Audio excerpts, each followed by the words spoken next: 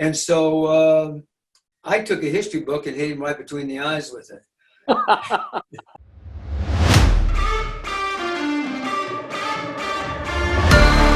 Good afternoon. This is Eric LeClaire, and we are live again with In the Trenches, and we're continuing our series on leadership.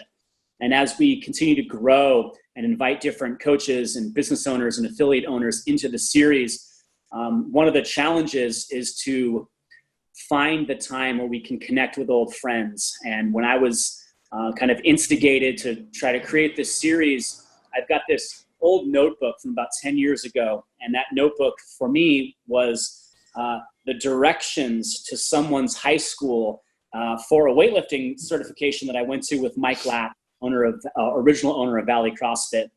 And we walked into this high school, and before us was Coach Mike Burgener.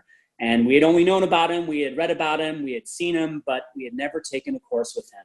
And I am so honored and so privileged that almost a decade later, I can still reach out and knock on this gentleman's door and ask for advice or for feedback.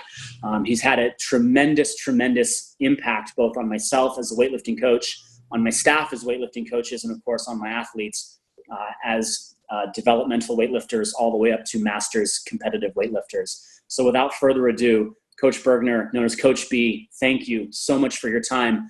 I can't imagine anybody not knowing at this point Coach Burgener, but sir, if you'd like to introduce yourself.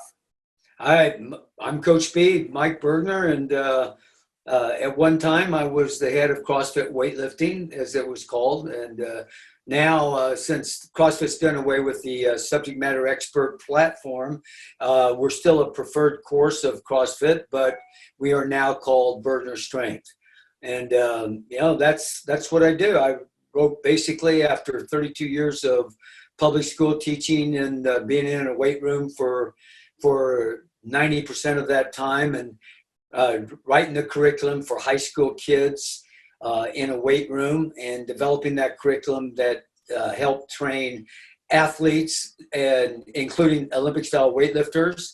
That's me. I'm the guy that has done that, and very happy with what I've established. And of course, we can always get better, but the bottom line is that if you know me, you probably know me through CrossFit or the Burgener warm-up. Right. I feel like I should go right back here and grab the barbell and start the elbow tying outside and some muscle snatches. Yeah, exactly. I love it. Well, not only have I had a chance to kind of grow up underneath you, I've also had a chance to watch those coaches that you groomed and developed. And it's not just, take one certification and then that's it. I mean, there's been continuing education for well over a decade. And you've also created other coaches that have gone on to create models and methods and certifications. I mean, we even had your daughter come out, and Sage taught at our facility for a little bit. And it was just, everyone that you've touched that has come into contact with us has been, kind and respectful and, serious about the development of the sport of weightlifting. How did you come into the snatch and clean and jerk? How did that show up in your life?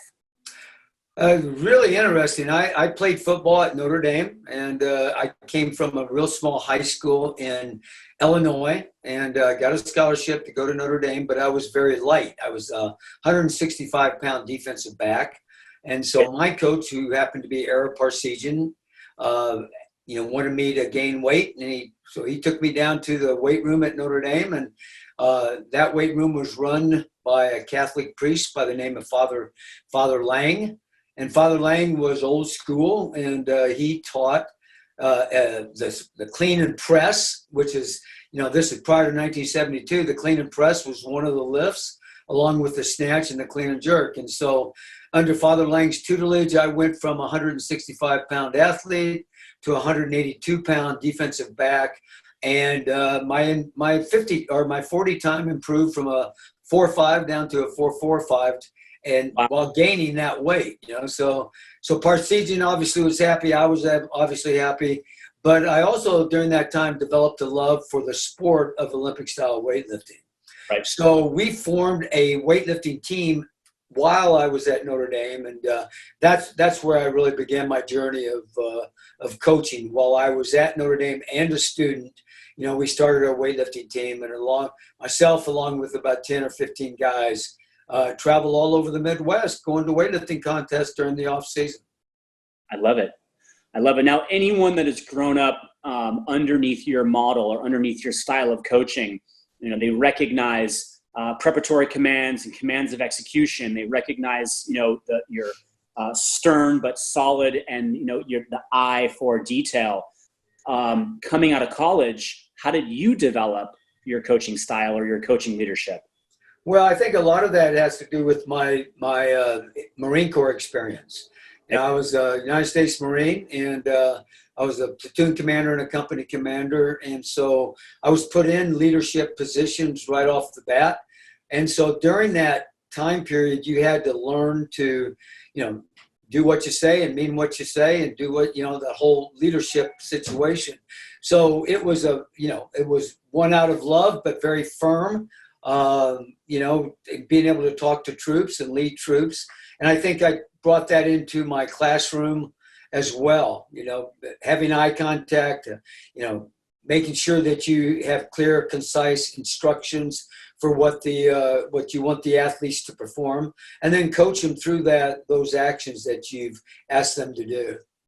Right. So now, did you transition out of the Marine Corps right into public school teaching, or was there a gap between there that you were doing something else? No, I went from straight out of the Marine Corps into public school teaching. My plan was to stay 20 to 30 years in the Marine Corps. And then I met this blonde-haired beauty from Southern California whose daddy was a naval officer, and they travel all over the world every 3 years. And so she didn't want to travel anymore. She liked Southern California. And so she convinced me, and her dad got me a teaching job at Fallbrook High School, right after in 1975. And I had to decide I was either going to stay in or get out. And so with the teaching job, I decided, well, this is the time to make that transition. I love the Marine Corps. I had a great career in the Marine Corps, but it was time to, take a different journey. I love it. And so were you, in your mind's eye, you thought yourself, okay, I could get in a position as a teacher. Did you also think to yourself that you wanted to coach any sports or end up running the weight room? No, initially I was hired as a history teacher, believe it or not, at Fallbrook High School, and I was a football coach, and they gave me the head track coaching job, and I had to coach freshman basketball.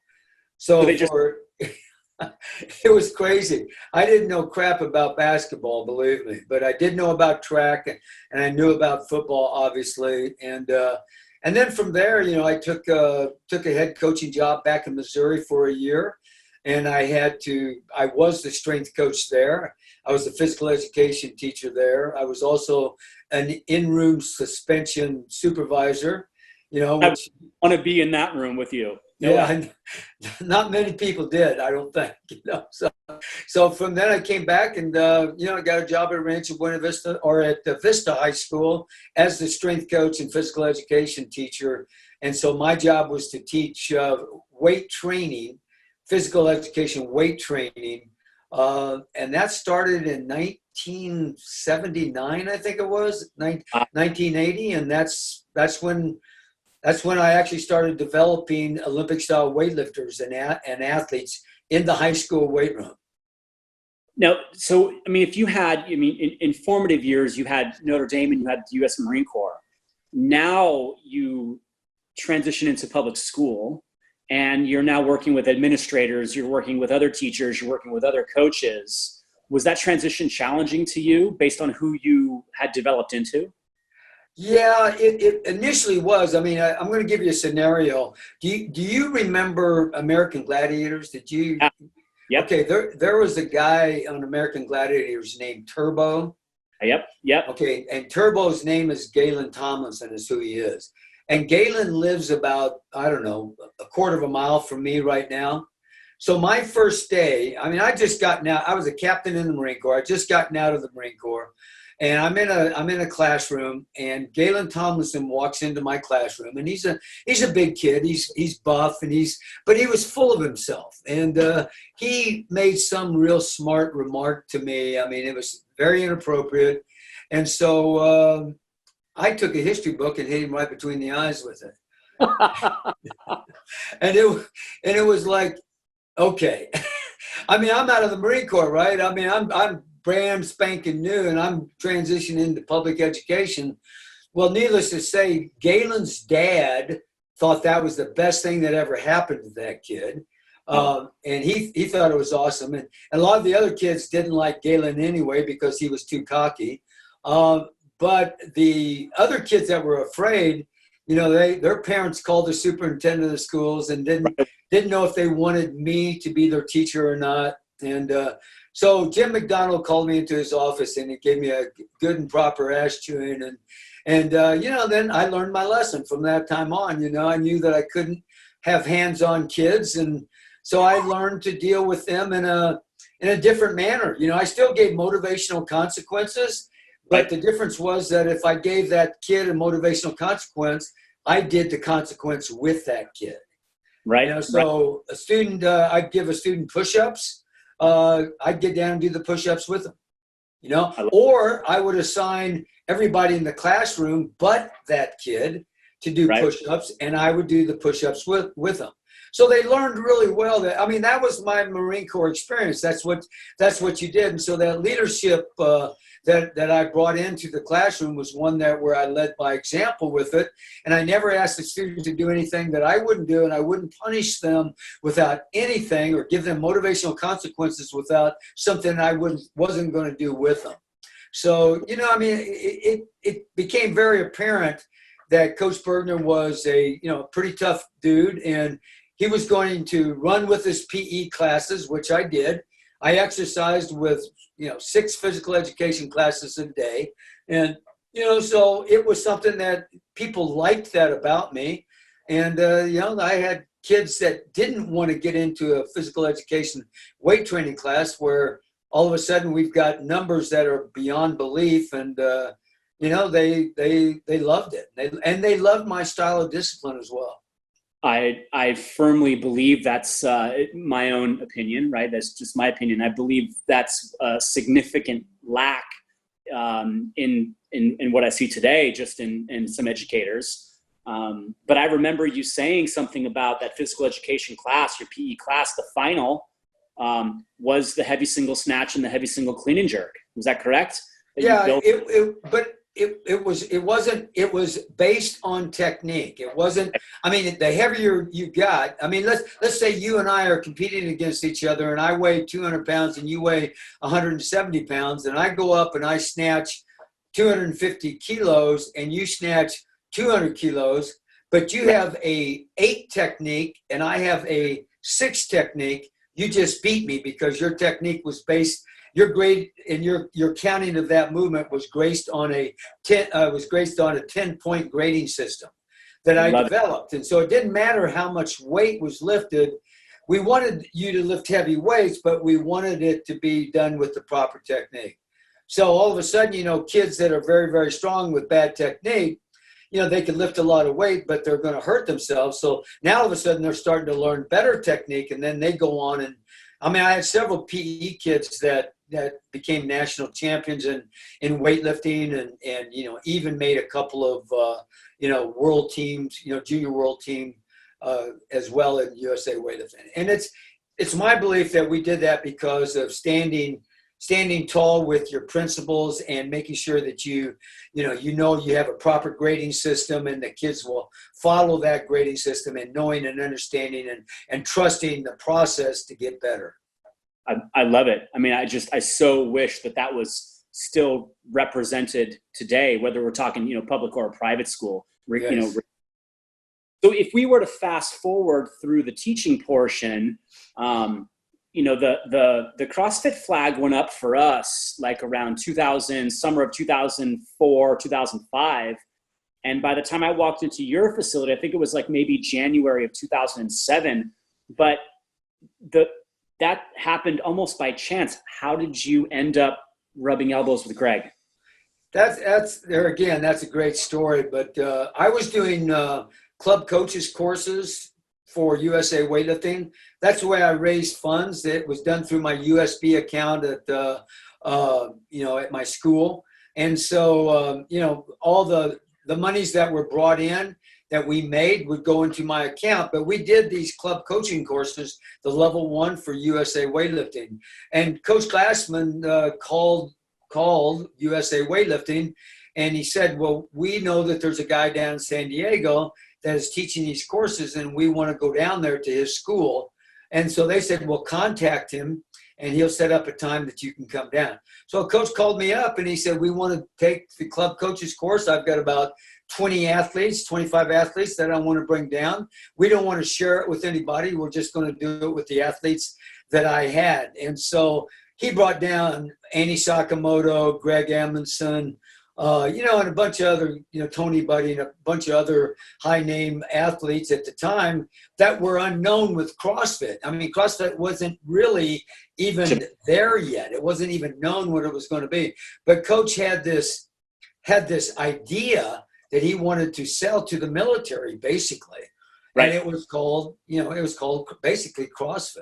And he started developing that, and I put on that course for him. And fast forward maybe a year later, and he asked me to come up to Santa Cruz every month and teach a 3-hour segment of my style to these CrossFit athletes. He had decided he was going to go with the affiliate idea, and he was going to certify these CrossFit coaches. And one of the things that they had to certify in was all the 10 basic movement patterns, but weightlifting was one of those deals. And I basically came up there and taught him the Burgener warm up and the skill transfer exercises.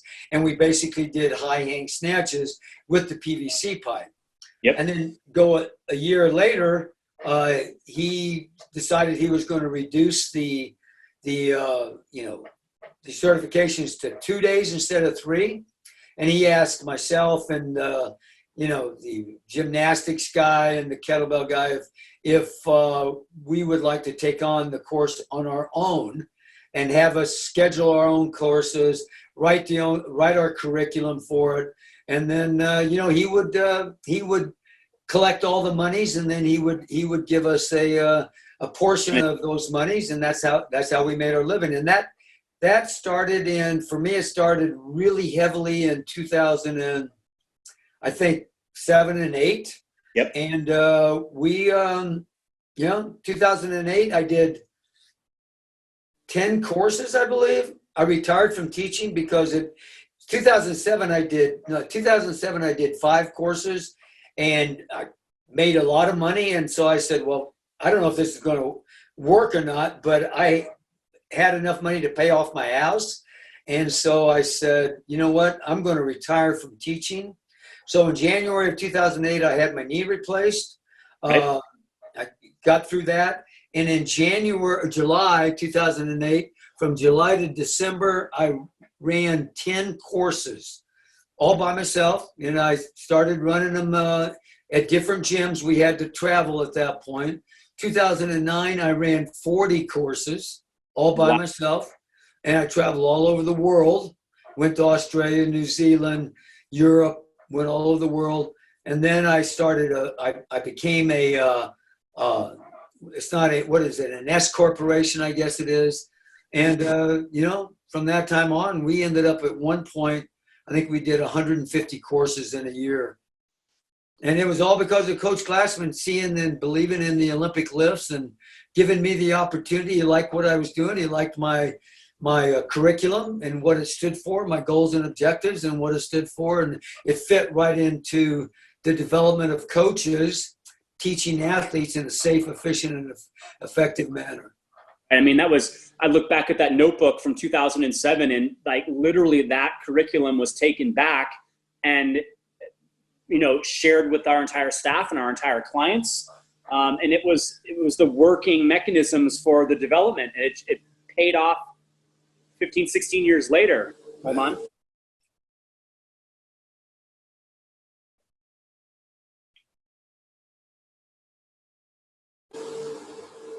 So, I significantly value learning that way. And I'm sure that 150 courses at times, that was just 1 year. 30 participants, maybe 40 participants, somewhere around there. I mean, we had you come back out to Team CrossFit Academy, I think in like maybe 12 or 13 for same thing for, weightlifting level 1. And I think we might've had 40, right? Yeah. And bringing staff members with you, right. Because you couldn't continue, of course, to maneuver by yourself. So how did you end up thinking, okay, we've got to create teammates for coaches for the certification? When did that become a real thing?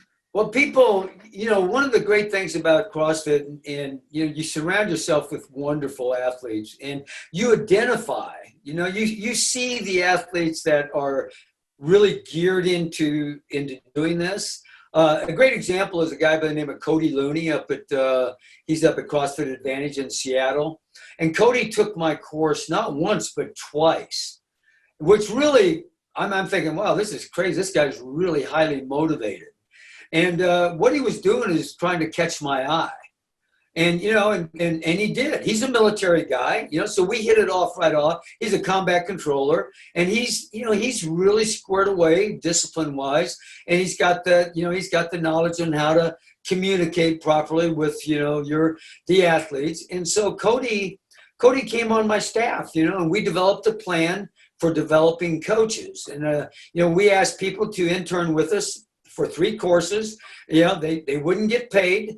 They may get a meal out of it or something like that, but they wouldn't get paid for me. And they had and they got a shirt, and then they had to prove themselves.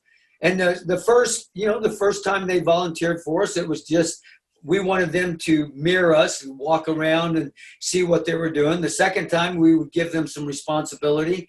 And the third time, we actually had them present certain information within the course. And if they did a really good job in that, then we asked them to come on board with us. And we ended up paying them. So we would, we'd ask them to do a course, hopefully in their geographical area. But like Cody, we ended up sending him all over the world. We sent him to Asia 3 or 4 times, and New Zealand, Australia as well. And then all of a sudden I pick up coaches like Matt Swift down in Brisbane, Australia, who was he was a box owner and a very, very, very good instructor. And he was an Olympic weightlifter as well. He was like a level 4 CrossFit trainer now, but back then he was like a level 1, I think it was. But he was very dedicated to the discipline and the goals and objectives of our course. So in our curriculum, if a coach couldn't adhere to our curriculum and they didn't understand what we wanted in our skills and drills and fundamentals, then they weren't asked to come back. And we lost a lot of good people that way because they had their own way of teaching it. But we had a curriculum. We had goals and objectives. We had a lesson plan, 2-day lesson plans that we required everybody to be able to teach exactly the way that we wanted it taught. And so I'll give a shout out to Jim Schmitz and Bob Takano. Those guys came on board with me, and they've got their own philosophies, but they understood that this was the curriculum that had to be taught. And they acquiesced to that curriculum, they followed that curriculum beautifully, and they taught according to what our demands were. And we just started building the staff. And I think at one time I had like 500 staff members all over the world. What? Did you just say 500? Yeah. Whoa. Yeah, they were all over. I mean, I've been to Israel twice. I've been to, New Zealand, Australia several times. I've been to Europe more times than I can count, and it's just, so when I go, I'm going to go, and it's crazy for me to bring on people from the U.S. if I'm going to be flying like that. So I had to develop a coaching staff at each one of those locations, right? Yeah, that makes sense. And we did that. And the next thing you know, Sage moved to Europe. And, she started heading out Europe, and then she was married at the time and came back to the U.S. And so Bo was in Europe, and Bo was really responsible for developing Europe. I mean, just amazingly. And so now Bo's in charge of Burgener Strength, which is his business, but it's still our same curriculum and the whole point.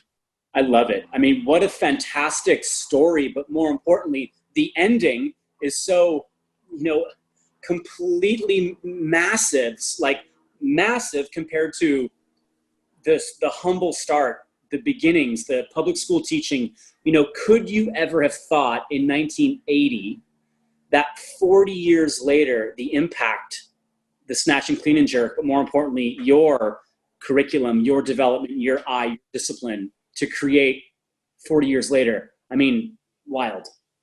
Well, it's really amazing because I'll tell you, as a school teacher, and as the 5-paragraph order for the military, right? I mean, it's like you were taught and directed to have a plan.